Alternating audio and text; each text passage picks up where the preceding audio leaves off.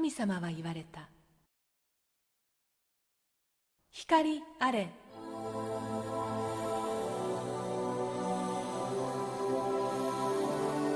神様は言われた。光を昼と名付け、闇を夜と名付けた。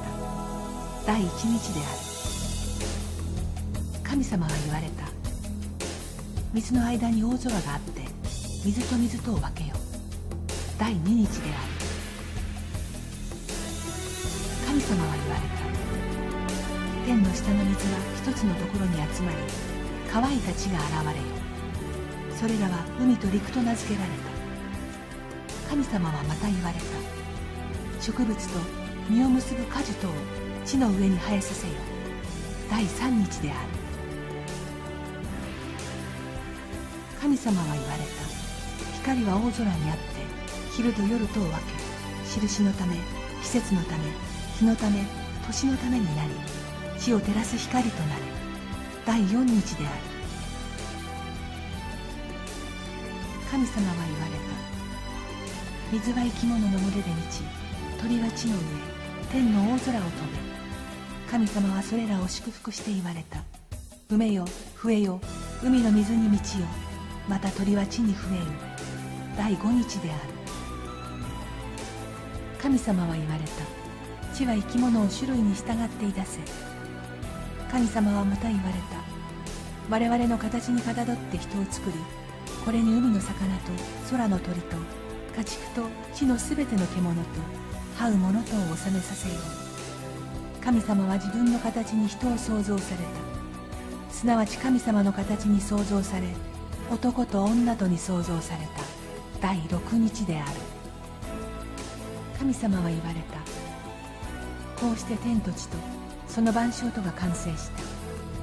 神様は第七日目にその作業を終えられ休まれた。神様はその第七日を祝福され、これを聖別された。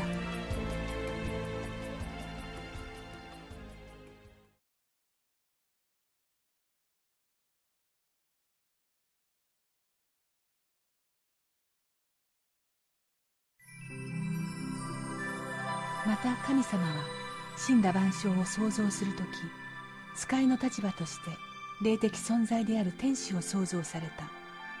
そして神様は天使長ルーシェルを子女であるアダム・エバの教育係として、二人が完成するまでの間、彼らを導くように指示された。アダムとエバの完成の日が待ち遠しいですね。アダムとエバは神様の最高傑作。その二人をルーシェル天使長が導いているのですね。天地創造以来、私はすべてのことを神様と共に行ってきた。あらゆる被造物は彼らのために作られ、彼らを喜ばせようと神様ご自身がすべてを投入されたんだ。アダムとエバの完成する日を神様がどれほど待ち焦がれているか、その愛の深さに私は何度感動させられたかわからない。ルーシェル天使長がいれば神様も安心ですね。見てください。二人が仲良く遊んでいますよ。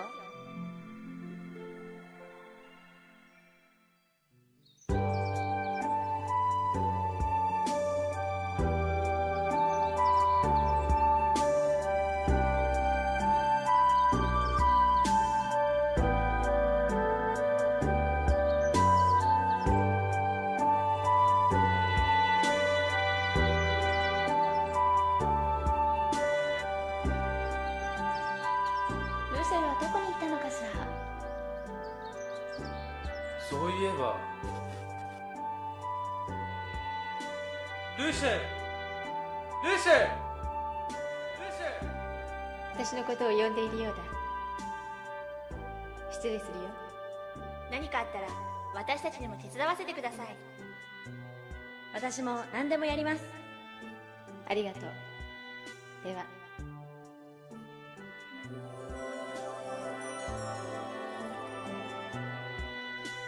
この時エデンの園は神様の喜びと感動であふれていた。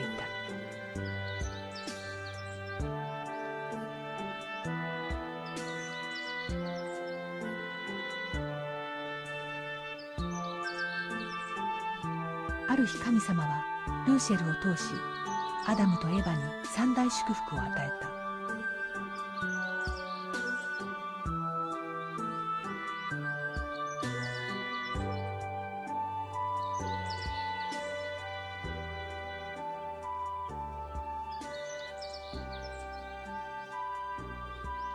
アダム、エヴァ、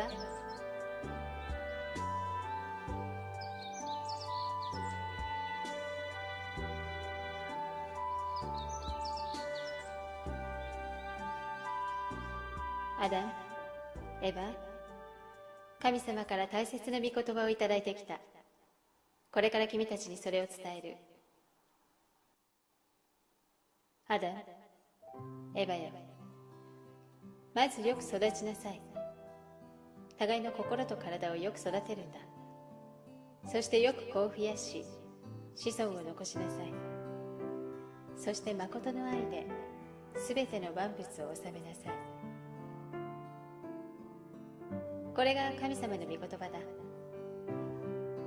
分かったけど。どうやって子を増やすの？アダム、君には神様から命の種が与えられ、エヴァ、君には愛の実が与えられている。時が来ればその種は実の中に宿り、命となるのだ。しかしそれを間違って食べれば、その実は善にも悪にもなるものだ。アダム、エヴァ、君たちはこの世界のどんなものも食べてもいい。しかし、この善悪の愛の実だけは食べてはいけない。食べるには時があり、それまでは決して食べてはならない。それはお前たちが永遠に生きるためでもあり、死なないためでもある。分かったね、アダム、エヴァ。はい。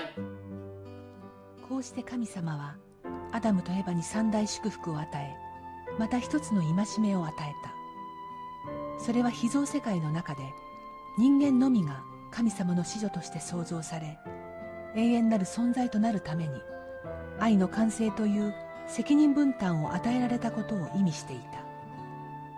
しかしこの時、ルーシェルの中にある疑問が生じていた。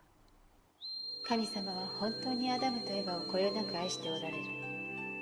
あのように嬉しそうな神様を私は見たことがなかった。そう、神様は私には見せてくださらなかった姿でアダムとエヴァを愛されている。なぜ私が先にエデンの園を苦労して作り上げてきたのに、神様は私よりもアダムとエヴァを愛されるのか。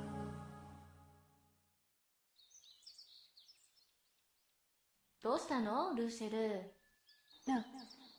なんでもない。それより新しい発見はあったかい？うん、とっても可愛いお花があったの。見せてあげるから一緒に行きましょう。いや、私はやることがあるんだ。一人で行きなさい。そうなんだ。じゃあ行ってくる。あ、気をつけるんだよ。うん。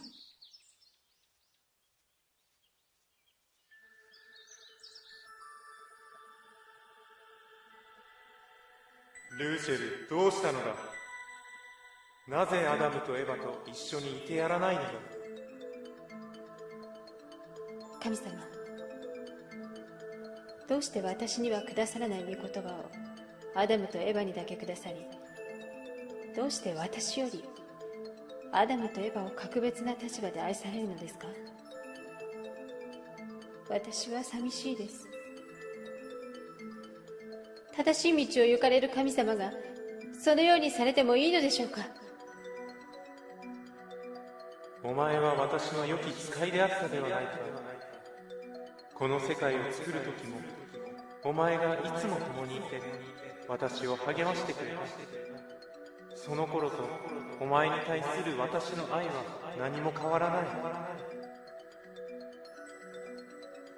ならば私にも祝福をください。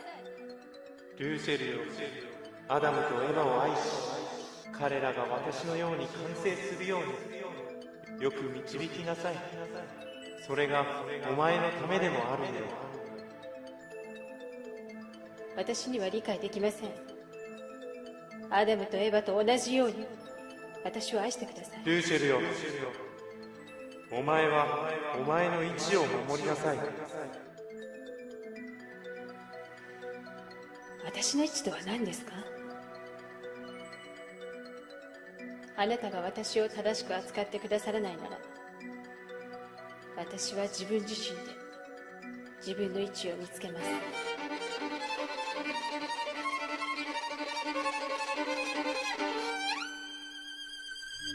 彼らと私が違うとすれば何が違うのか。アダムにはエヴァがいる。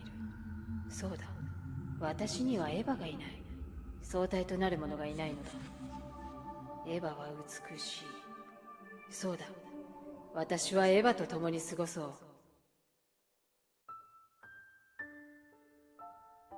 ルーシェル、見て、かわいい花飾りを作ったの。本当だね。これは綺麗だ。そうでしょ？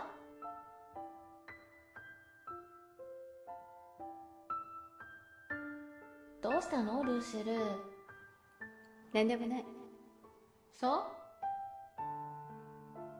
う？ルーシェルはこの世界ができるまでずっと神様のそばでお手伝いしてたんでしょ？ああ、私はずっと神様と一緒だった。海も空も大地も私が一緒に想像したんだ。神様はいつも私に意見を求められながらこの世界を作られたんだ。私がいなければ神様だってあんなに見事には作れなかったはずだ。それなのに。ルーシェル？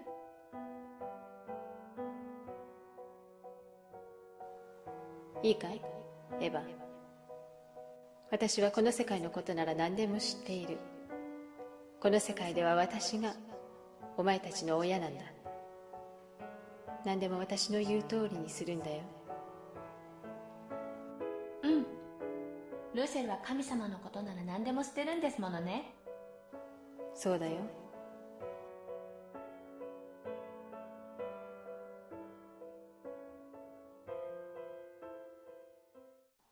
アダム、このアダムさえいなければエヴァを私の相対にすることができる。アダム、君も私の言うことをよく聞くんだ。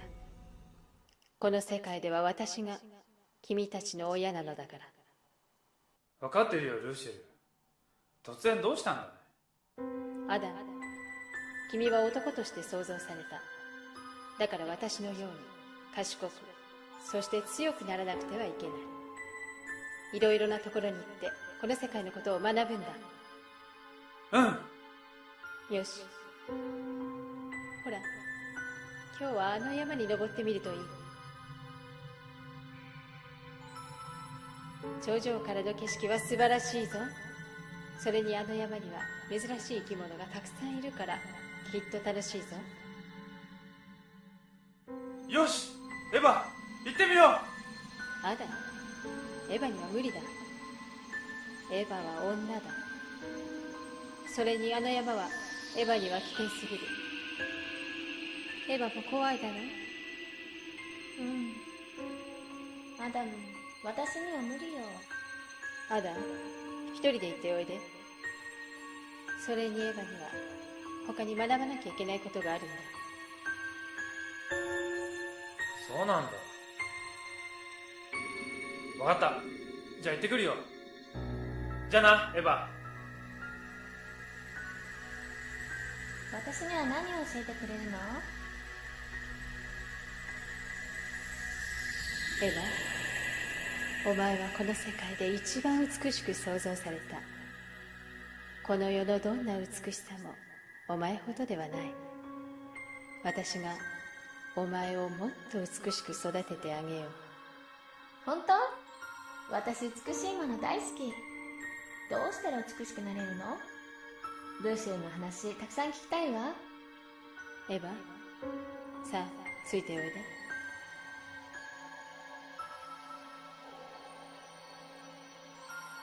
ルーシェルは愛の減少感を満たすため、その知恵のすべてを使いエヴァを誘惑し、アダムを遠ざけた。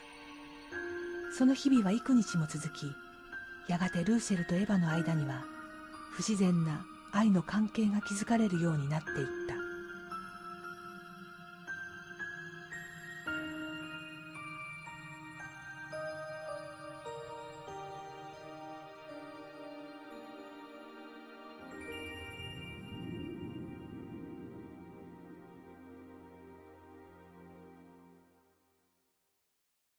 私の話は面白かったかい？うん。ルシエの話はとっても面白いわ。私の好きなものとか喜ぶことをよく知ってて、楽しいことばっかりよ。私もお前といる時が何より楽しい。お前といると私の中の寂しさが消えていく。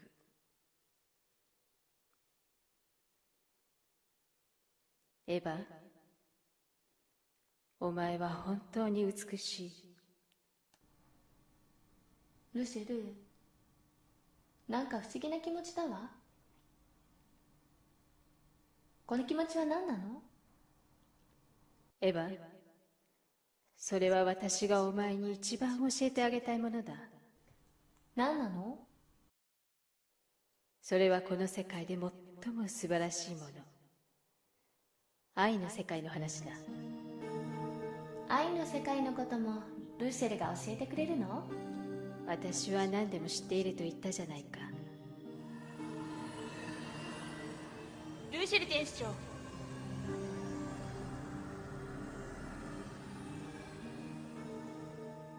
エヴァ、愛の話は今度ゆっくり話してあげよう。今日はもう休みなさい。分かったわ。ルシェル、また明日ね。あ、おやすみ。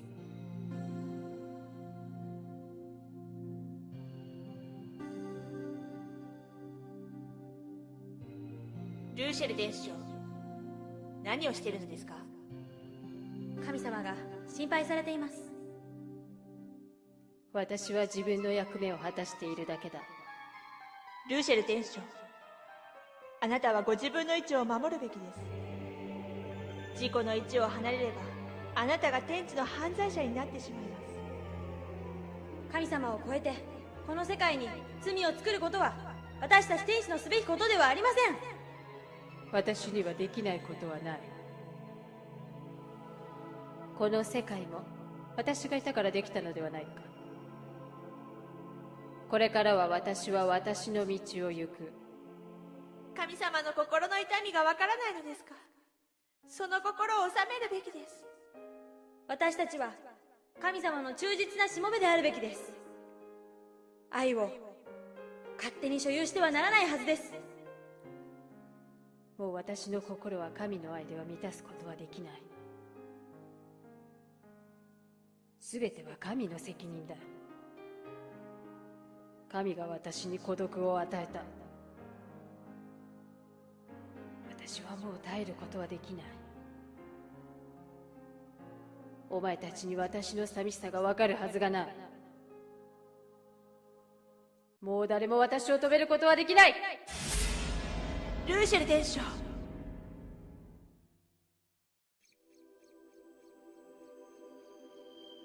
エヴァ、ルシェル、おはよう。見て、神様のお作りになった世界は本当に美しいわね。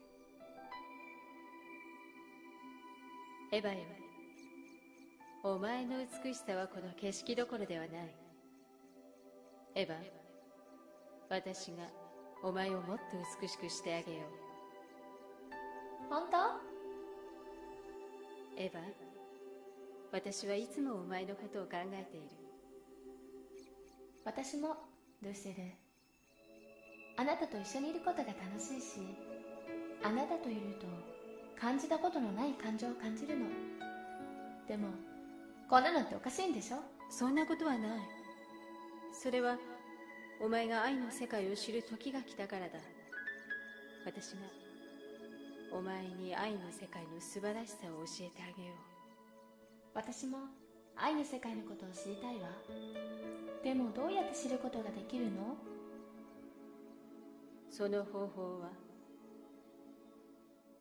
私がお前の愛の実を取って食べることだ。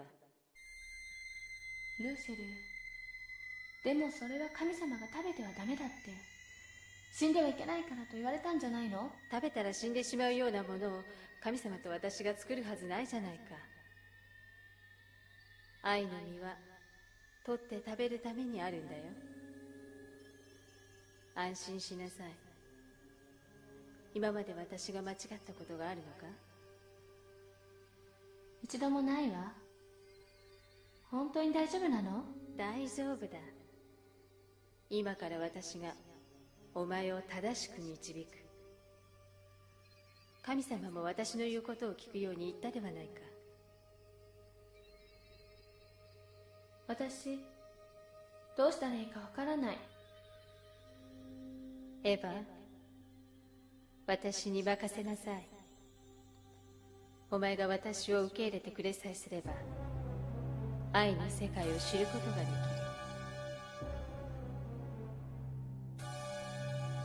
る。エヴァ、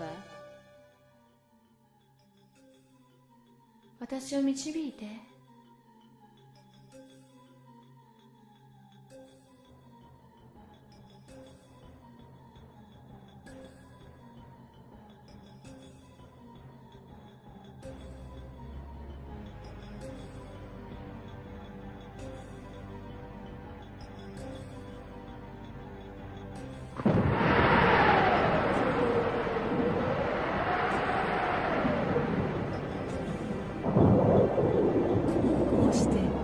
エヴァはルーシェルの誘惑に負け、ルーシェルとの間に不倫の愛の関係を結んだ。ルーシェルは自己の愛を満たす喜びの中、エヴァを霊的な堕落へと導いた。ルーシェルとエヴァとの愛は神様を避けながら幾日となく続いた。やがてエヴァは自分とルーシェルとの関係が不倫なものであることを悟るようになり、その心の中を不安と恐怖が募るようになった。ルーシェル、私たちの愛はやっぱり間違ったものなんでしょう？神様がお怒りになっているのがわかるわ。どうしたらいいの？神様のせいだ。神様が私を孤独にさせたからだ。エヴァ、それでも私はお前を愛している。お前だけは私から離れないでおくれ。ルーシェル、私怖いわ。どうしていいかわからない。エヴァ、ここにいたのか。探したぞ。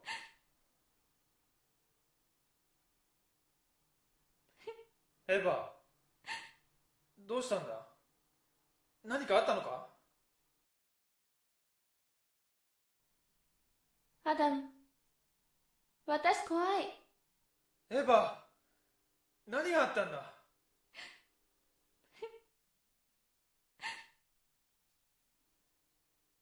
どうしたらいいんだよ。教えてくれよ。私の言う通りにしてほしいの。私にはあなたの愛が必要なの。分かった。僕が慰めてあげるから。どうしたらいいか言ってごらん。アダム、あなたの愛で私の心からこの恐怖を取り去って。分かった。お前の言う通りにするよ。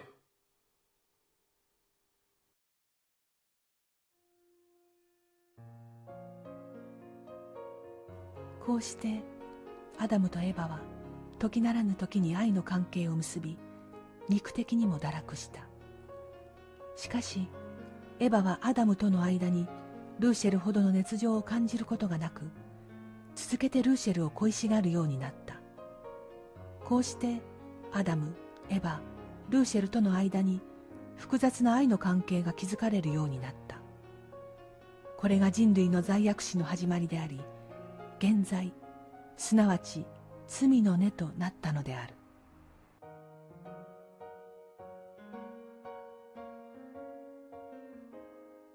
アダム、なぜ取って食べたのですか？エヴァがいけないんです。あの女が私を誘惑しました。エヴァ、ルシェルが悪いんです。ルシェルが私を誘惑したんです。神が悪いのだ。ルーシェル天使長、なぜこんなことを？私を寂しくさせた神が悪いのだ。もはやこの世界は神のものではない。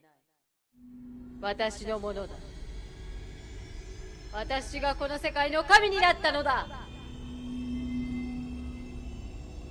あなたはもう天使長ルーシェルではない。神様を裏切り、この世界に罪を作ったサタンだ。サタン？よかろう。神がそう呼ぶなら呼べばいい。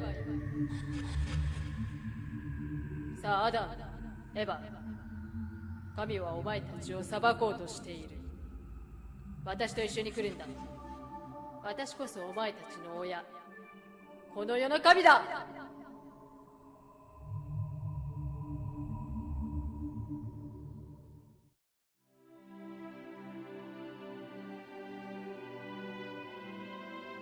神様、あなたの心が痛むのがわかります。愛する子女を失ったあなたの痛みが今にも狂い出しそうなほど苦しむあなたの心が。愛する子女を失い、ルーシェルの反逆を受けるあなたはなんとかわいそうなお方でしょうか。全知全能のあなたでも愛だけはお一人でなせません。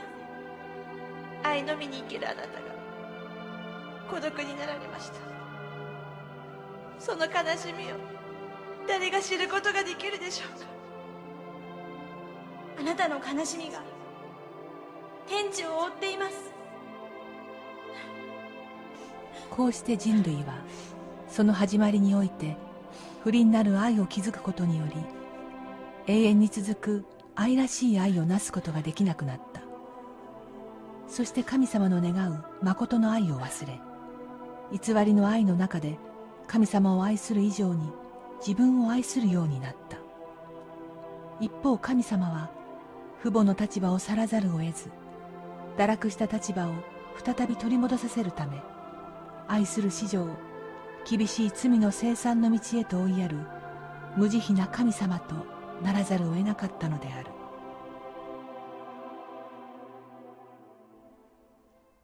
やがてアダムとエバはサタンの血統を受けた子女を得るようになった。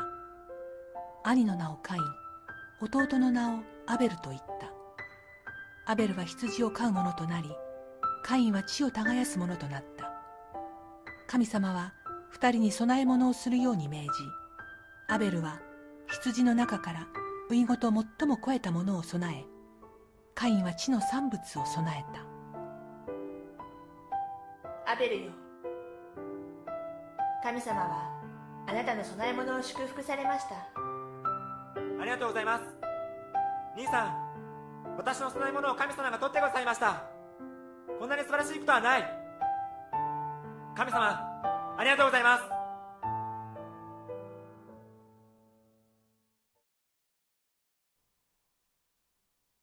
私のものはどうでしょうか。カイン、あなたの供え物は顧みられませんでした。なぜ私のものは取ってくださらないんですか。神様がなぜ差別をされるのですか。私の供え物も取ってください。カインよ、なぜあなたは憤るのですか。なぜ顔を捨てるのですか。正しいことをしているなら顔を上げなさい。もし正しいことをしていないのならば、罪が門口であなたを待ち伏せています。それはあなたを下へ求めますが、あなたはそれを収めなければなりません。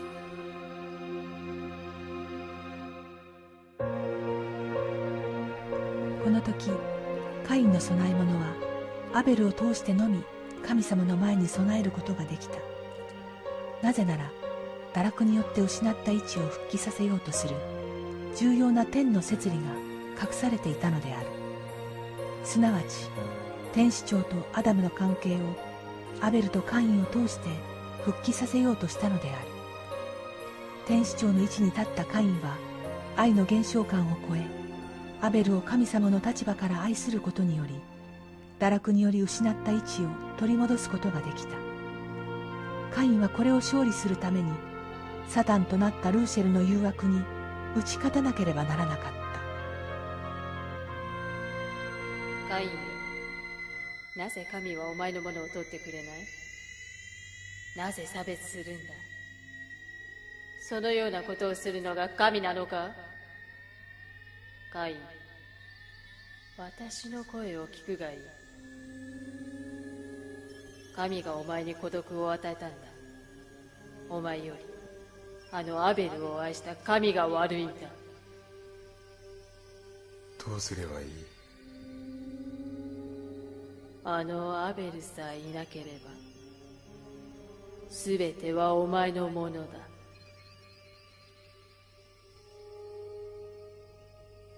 アベルさえいなければ。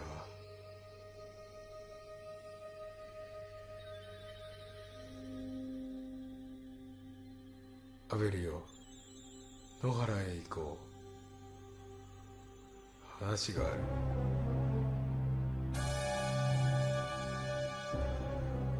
兄さん、話って何です？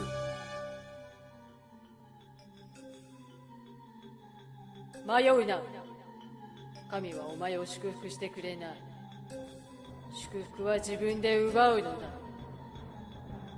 あのアベルさえいなければ祝福はお前のものだ。アベル、お前さえいなければ私が祝福を受けられたはずなのに。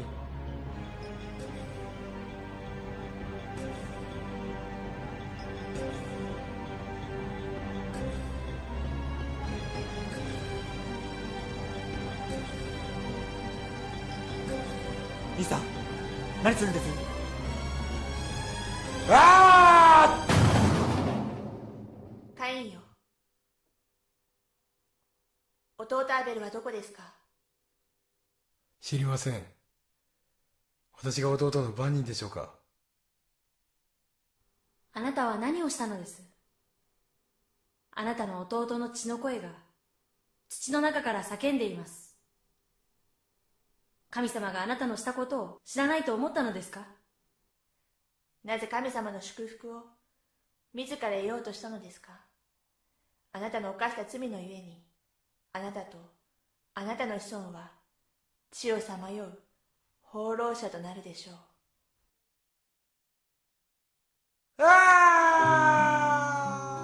こうしてアダム、エバ、天使長の淫乱による罪によって生じた原罪と、カインがアベルを殺害した殺人による罪が人類始祖であるアダム家庭の中で起きた悲劇である。